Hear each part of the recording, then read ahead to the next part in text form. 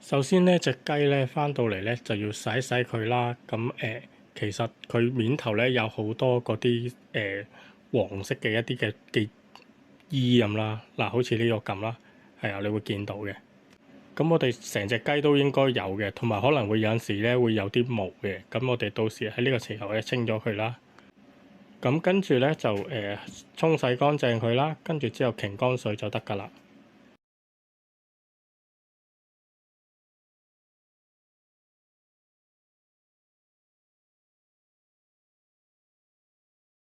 好啦，而家開始咧，我就斬雞啦。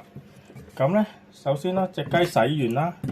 咁通常咧，我就會咧個尾唔要啦。咁喺呢度切一刀，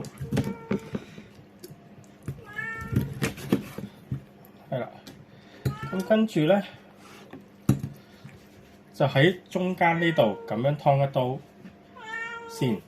呢個空嘅，咁後邊呢個另外一邊背脊嗰度就等間就斬落去嘅。咁先喺個胸度咧，咁樣啦，俾大家睇，咁樣，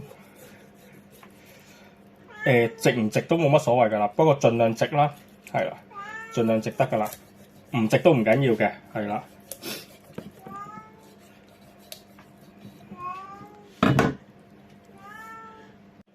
咁喺中間度繼續開啦，跟住咧，你會見到咧嗰條背脊嗰條主骨啦。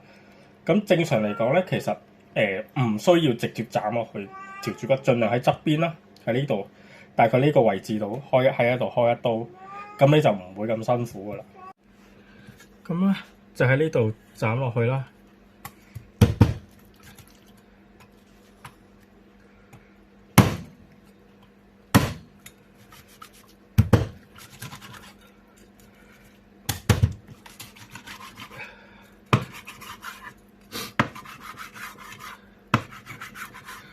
好啦，咁就可以停一停，跟住咧就將隻雞點樣斬開一件件啦。咁咧首先咧，我通常咧就會切隻翼啦，呢個位切咗佢，同喺呢個大髀位喺呢個位置就斬咗佢。咁呢雞翼同埋髀就會分離噶啦，同嗰個身體。咁啊，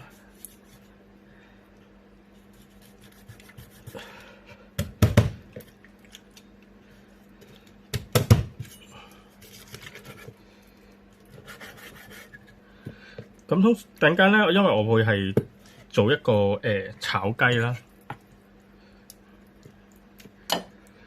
咁我就會通常就會咁樣切埋啦。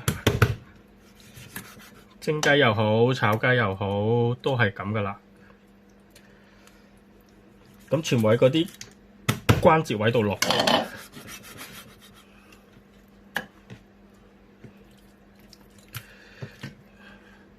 咁你打開咧，你都會見到呢啲污糟嘢嘅，係啊。雖然洗咗啦，咁都會有啲洗唔到嘅，係啦，多下子洗唔到啦。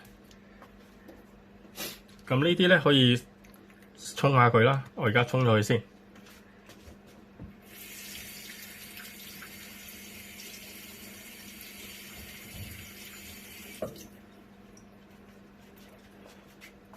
好啦，跟住切個髀啦，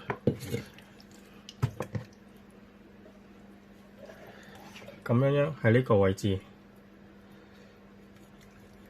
落刀，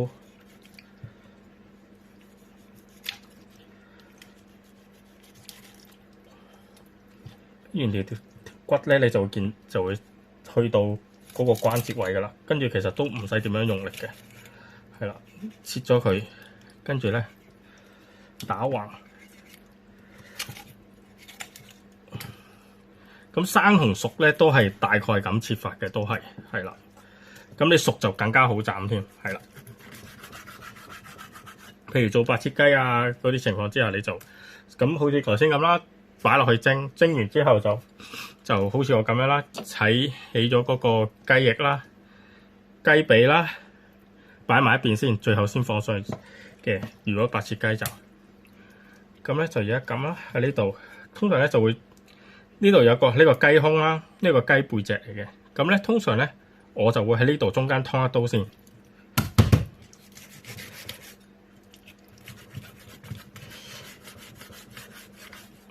係啦。咁呢個背脊啦，咁雞胸咧通常點咧？因為呢度買到啲雞咧，雞胸都比較厚啊。咁咧我通常咧就會中間大概你見到啦，呢度會片一刀出嚟。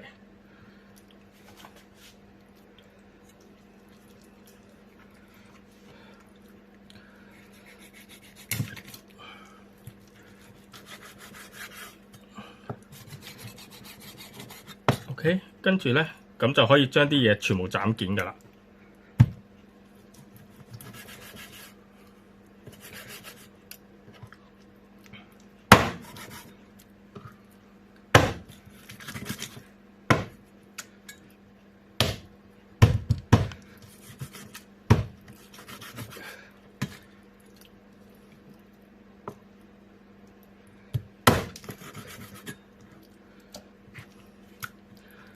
咁跟住咧，呢個淨係雞胸咧，就咁齋切得噶啦，都唔使點斬噶啦。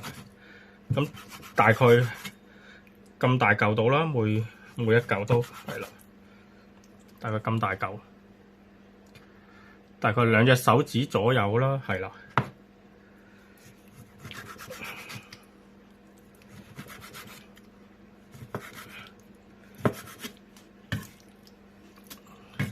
好啦，跟住呢個雞背脊就斬啦。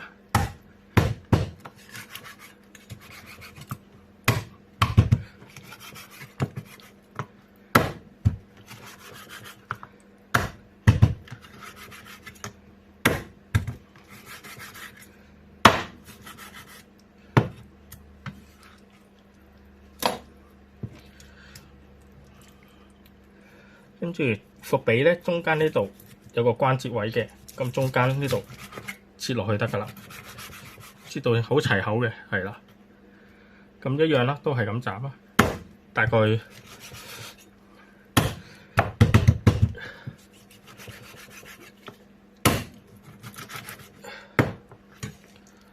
OK。